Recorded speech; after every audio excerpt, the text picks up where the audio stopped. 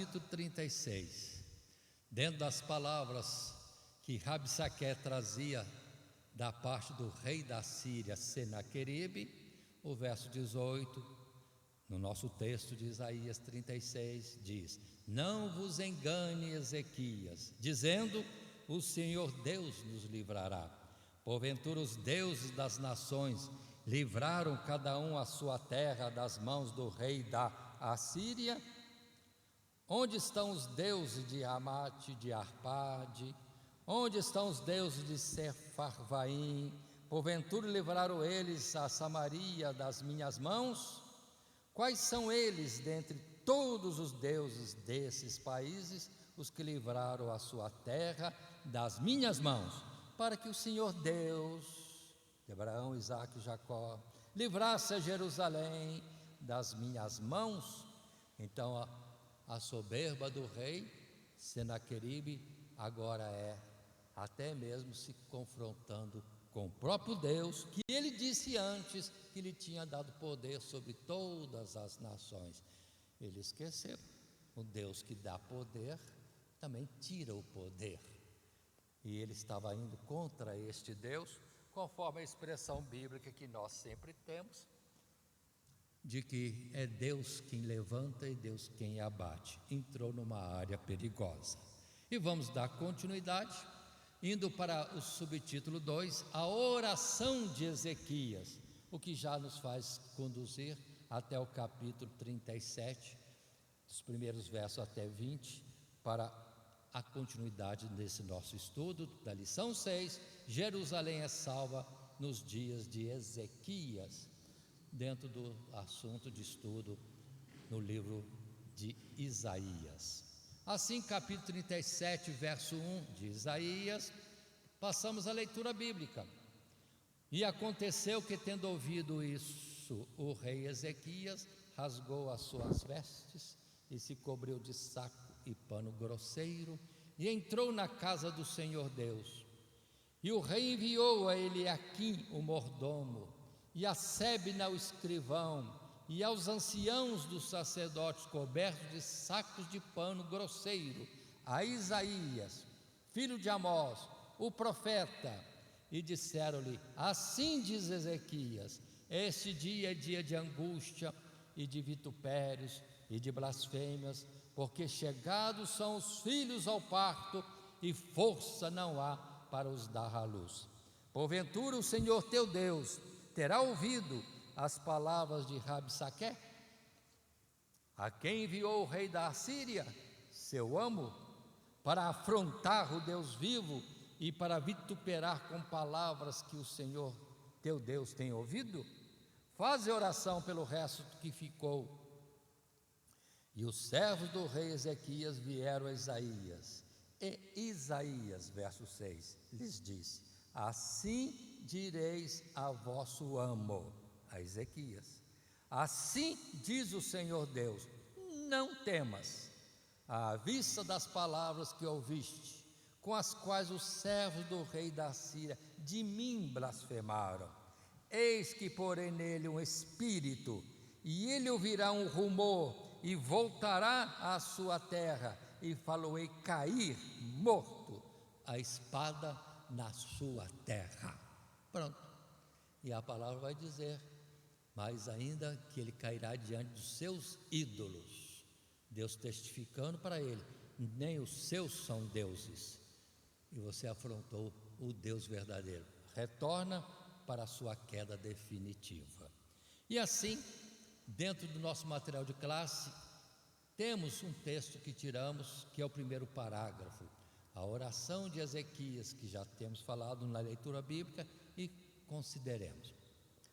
Notemos que, numa demonstração de confiança no Senhor Deus e não em seu próprio poder, Ezequias já havia mandado ao povo que não respondesse à provocação dos assírios. Mas neste ponto, pressionado pela iminência da destruição, o rei busca uma palavra, uma resposta de Deus no profeta Isaías, e recebe uma palavra de segurança quanto ao livramento da nação. E no momento seguinte, as circunstâncias pareciam ter sido atenuadas para Judá, pois o rei da Síria havia levantado o cerco de uma das cidades fortes, Laquis, ao receber a notícia de que um exército da Etiópia ao sul havia se levantado para enfrentá-los.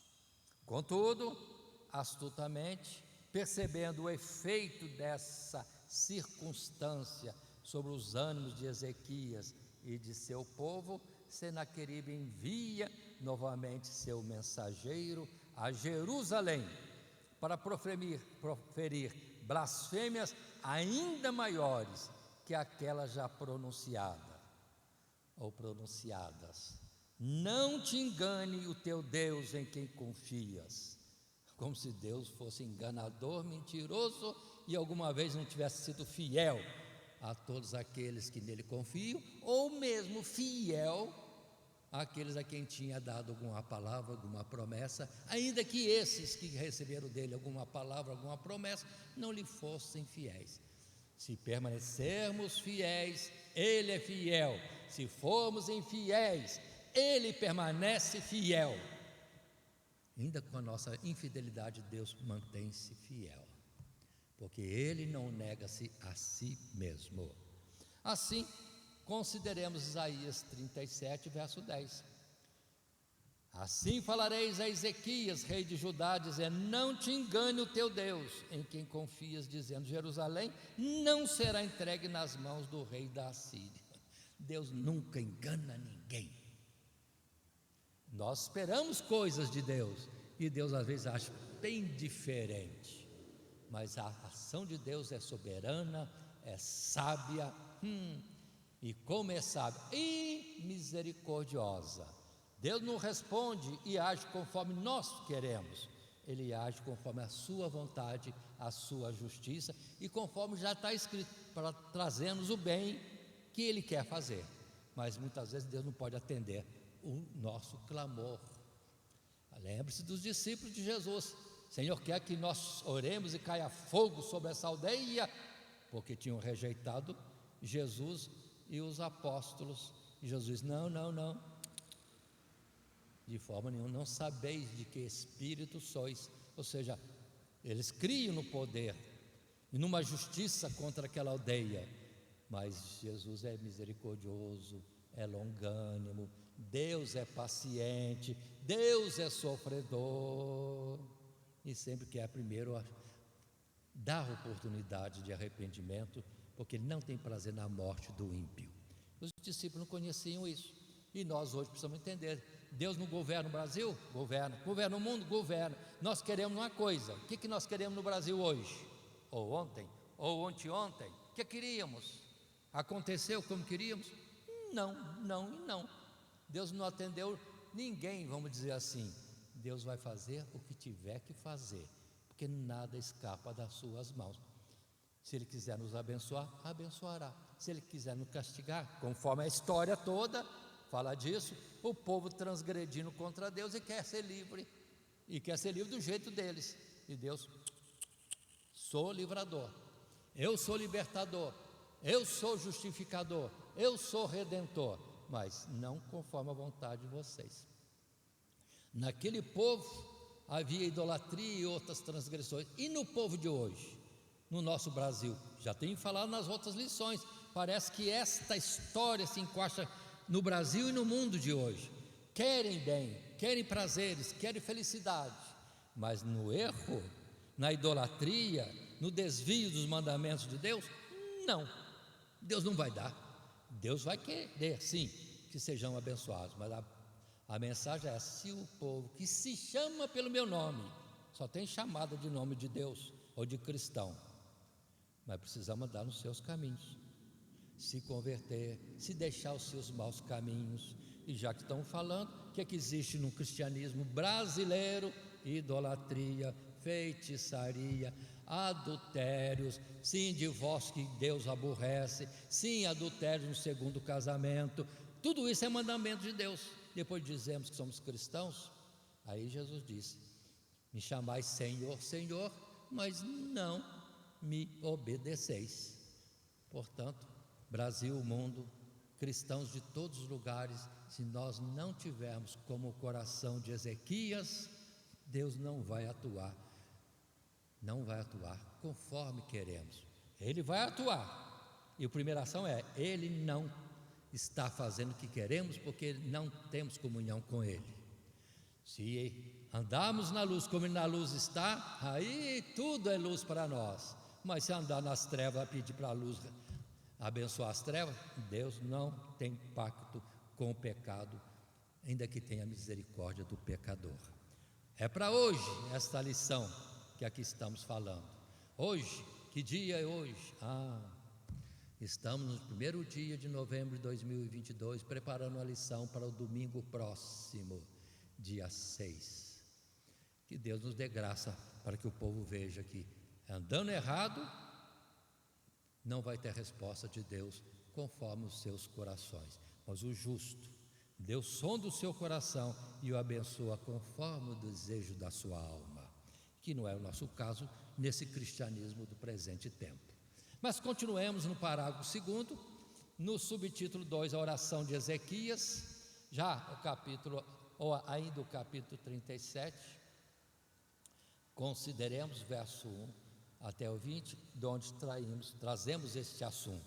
Ezequias, longe de ter sua confiança abalada ou sua fé diminuída, propõe-se a buscar pessoalmente ao Senhor, apresentando sua indignação por tamanha afronta contra o Deus vivo, poder ser proferida sem uma imediata punição. E zeloso pela glória do Senhor, que não é como os falsos deuses das nações, que podem ser abatidos pelos reis da terra, mas antes, Ele é quem exalta e abate a esses reis conforme o seu propósito. Assim, sua oração sincera e sua esperança inabalável na salvação de Deus receberiam uma pronta resposta. E aí, vamos ver o texto bíblico, aí mesmo em Isaías 37, o verso 11: Eis que já tens ouvido o que fizeram os reis da Síria a todas as terras, destruindo-as totalmente, escaparias tu? É a afronta de Senaqueribe, rei da Síria, contra Israel, não, Judá, contra Ezequias, contra o Deus de Abraão, Isaque e Jacó. E o verso 14 em diante: recebendo, pois, Ezequias carta das mãos dos mensageiros e lendo-as, subiu à casa do Senhor, e Ezequias as estendeu perante o Senhor Deus. Orou Ezequias ao Senhor, dizendo: ó Senhor Deus dos exércitos, Deus de Israel, que habitas entre os querubins, tu és Deus, tu somente, de todos os reinos da terra, tu fizeste os céus e a terra. Inclina, ó Senhor, os ouvidos e ouve, abre, Senhor, os olhos e olha, e ouve todas as palavras de Senaqueribe, as quais ele mandou para afrontar o Deus vivo. Verdade é, Senhor Deus, que os reis da Síria assolaram todos os países e suas terras, e lançaram no fogo seus deuses, porque deuses não eram, senão obra das mãos de homens, madeira e pedra, por isso os destruíram. Agora, pois, ó Senhor nosso Deus, livra-nos das suas mãos, para que todos os reinos da terra conheçam que só tu és o Senhor, e Senhor Deus mesmo. Então observem que, além das palavras ditas, chegaram cartas afrontando Ezequias e o Deus de Jerusalém, o Deus vivo, o Emanuel. Pois é, agora Ezequias, confortado pelas palavras de Isaías, vai ao templo e abre as cartas. Senhor, essa carta aqui é para o Senhor. Qual a providência que o Senhor vai tomar? Porque ele, Ezequias, estava ofendido, irritado, já tinha rasgado as suas vestes, já estava, vamos dizer assim, em luto pelas ofensas proferidas ao Deus verdadeiro e todo-poderoso. E vamos ver a sequência. O que Deus fará? Há momentos que Deus age rápido e há momentos que Deus não age rápido. E nesse caso, o que Deus vai fazer é a sequência normal da nossa lição, no capítulo 37, versos 21 até o final, e parte do nosso terceiro subtítulo. Que diz o nosso terceiro subtítulo? O terceiro subtítulo diz para nós que há uma salvação de Deus. Jerusalém, de fato, é salva nos dias de Ezequias. Para uns Deus age rápido e para outros Deus atua sim, mas no seu tempo e conforme aquilo que a sua sabedoria e justiça estabelece. Portanto, Brasil, entendamos, Deus não perde o controle de nada. Nosso Deus não dorme, não cochila, Ele faz o que faz. Agora, quanto mais chegarmos a Ele, mais rápida é a sua resposta. Andando contrariamente aos seus mandamentos, em transgressões, pecados, desobediência, com até as nossas instituições religiosas aprovando aquilo que é contrário ao mandamento bíblico, e vimos nas lições anteriores que em vão adoramos a Deus quando seguimos normas de homens. Em vão me adoro, seguindo normas que são de homens. Portanto, nós, lideranças, vamos entender, vamos ensinar o certo, mandamento de Deus, porque fora disso não haverá salvação e o juízo logo está às portas e o açoite vai bater e vai bater firme, porque Deus, quando age, sim, Ele age na medida certa de corrigir as nossas transgressões. Arrependemos-nos, a Ele traz o benefício. Continuamos ainda insistindo nos nossos pecados e transgressões, aí a vara é mais forte, já não é um açoite, é a própria espada, e termina-se o juízo dessa forma. A alma que pecar, essa morrerá. Mudando um pouquinho essa palavra, só colocando de um outro jeito: a alma que pecar, que permanece no pecado, exortado, alertado, permanece no pecado, certamente morrerá. E entrando na nossa lição, vendo primeiro o texto bíblico do capítulo 37, verso 21 a 23. Então Isaías, filho de Amós, mandou dizer a Ezequias: assim diz o Senhor, o Deus de Israel, quanto ao que me pediste acerca de Senaqueribe, rei da Síria. Esta é a palavra que o Senhor Deus falou a respeito dele. A virgem, a filha de Sião, te despreza e de ti zomba. A filha de Jerusalém meneia a cabeça por detrás de ti. A quem afrontaste? E de quem blasfemaste? E contra quem alçaste a voz e ergueste os olhos ao alto? Contra o Santo de Israel? Ou seja, toda Jerusalém ouviu a blasfêmia, mas eles estão agora sendo fortalecidos por Deus e compreendendo que absurdo, que loucura, Senaqueribe, levantasse contra o Deus Todo-Poderoso e que tinha te dado poder para trazer juízo. Você é algoz no juízo de Deus, mas agora a sua soberba, sim, te enganou. A sua presunção te leva a um desastre final. E no verso 26 em diante, temos: porventura não ouviste? Que já muito antes eu fiz isso, e que já desde os dias antigos o tinha pensado? Agora, porém, se cumpre, e eu quis que fosses tu que destruísses as cidades fortes e as reduzisse a montões assolados. Por isso os seus moradores, com as suas mãos caídas, andaram atemorizados e envergonhados. Eram como a erva do campo e a erva verde, e o feno dos telhados, e o trigo queimado antes do crescimento. Mas eu conheço o teu assentar, e o teu levantar, o teu sair, o teu entrar, e o teu furor contra mim.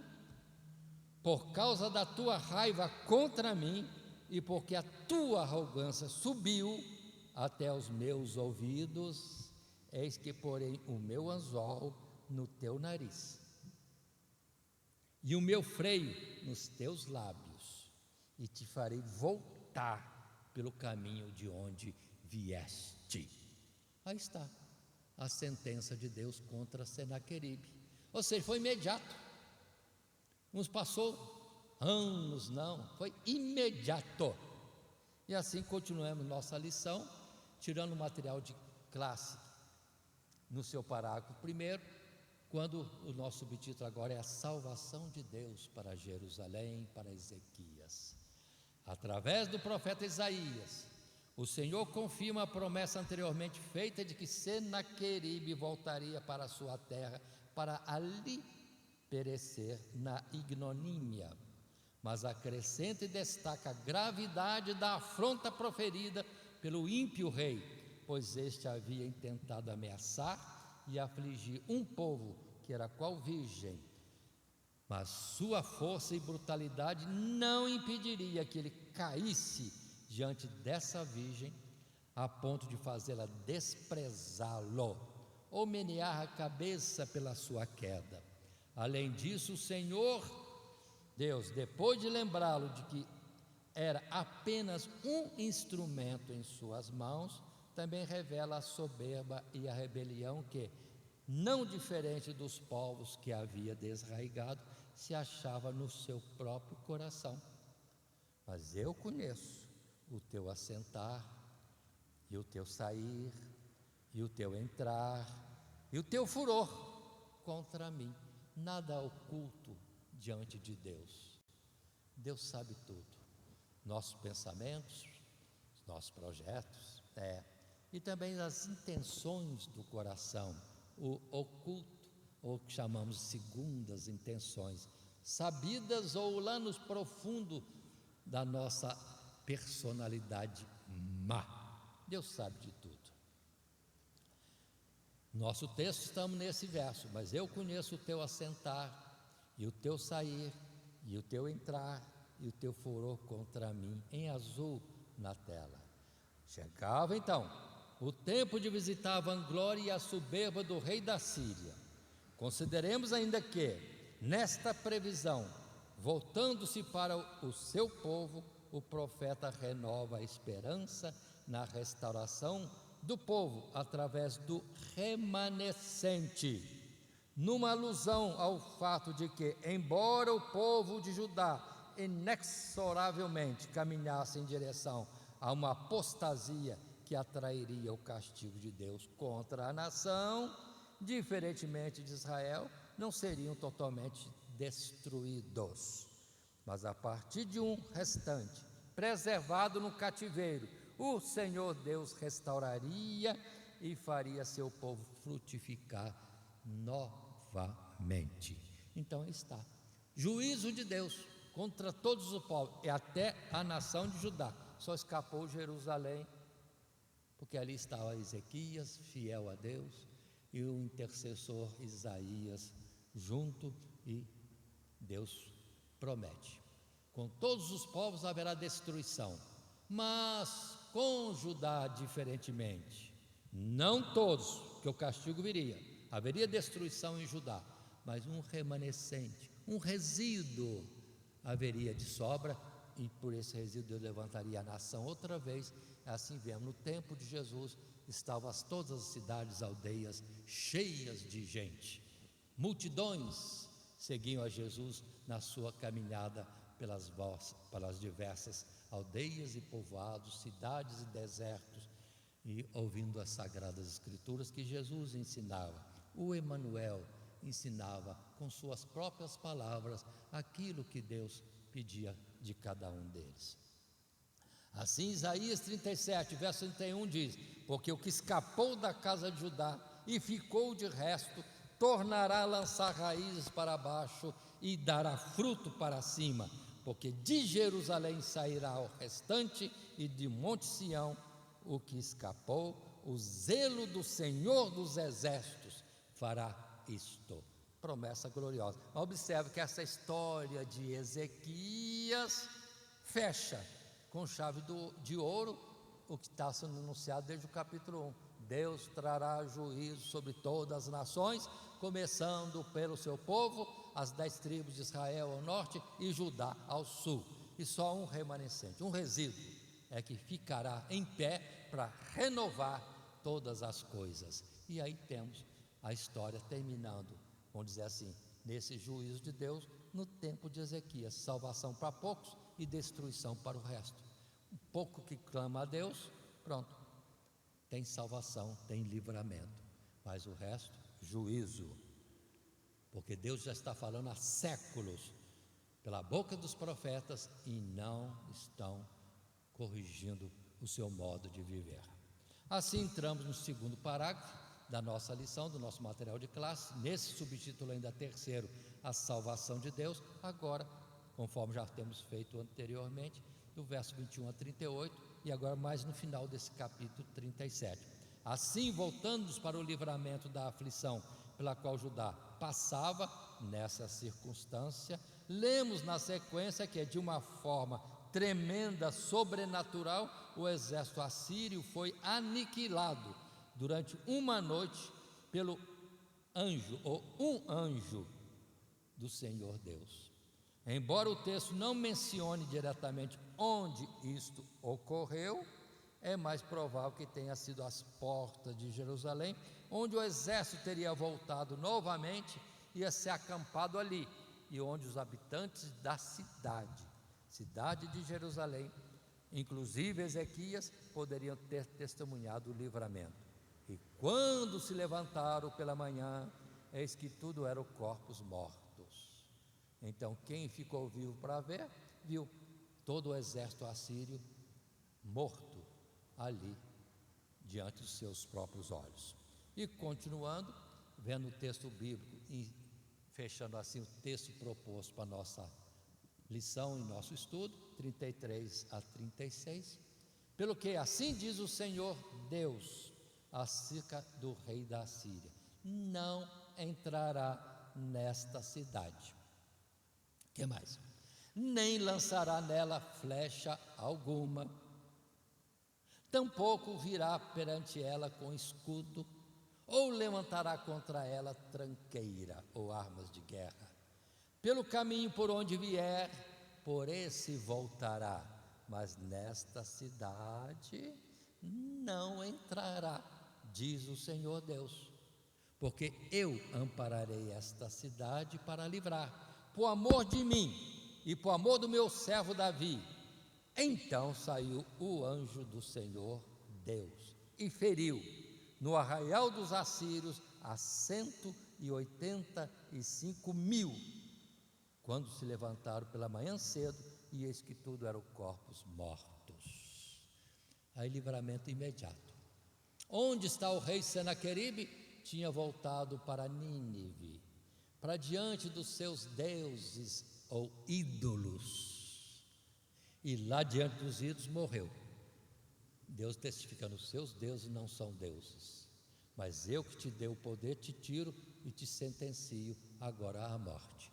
E foram os próprios filhos dele que o mataram. Que terror, que dificuldade, que situação, vamos dizer assim, de decepção, morrendo depois de tanto orgulho e soberba, de uma forma tão vigorosa e pela sua própria família. Mas assim, dando continuidade, vamos concluir a nossa lição. Até o capítulo 39, juízos de Deus, e esses capítulos encerram esta parte, mostrando Jerusalém, modelo, vai ser salva, mas meio aflição, porque precisa corrigir os corações. E a nossa conclusão, dentro de um resumo do nosso material de classe: o livramento de Judá e Jerusalém da ameaça de aniquilação representada pelos assírios, sem dúvida, é apresentada por Isaías no contexto das terríveis circunstâncias pelas quais os seus conterrâneos, ao serem afligidos pela palavra de que o Senhor em breve visitaria a iniquidade do seu povo, poderiam ter nesse vívido testemunho da misericórdia de Deus uma certeza de que o Senhor Deus livra aqueles que o temem e que nele confiam. Mas coloquemos ainda, aqueles que andam nos seus caminhos, nos seus mandamentos, nos seus estatutos, ou segundo as suas palavras. Voltemos para a parábola de Jesus: a casa edificada sobre a areia e a casa edificada sobre a rocha. Quem ouve das coisas de Deus, a quem vamos dizer assim, toma o título de ser de Deus, cristão, servo de Deus, abençoado por Deus, se ouve a palavra, mas não cumpre, é casa sobre a areia. Todo o Judá foi destruído.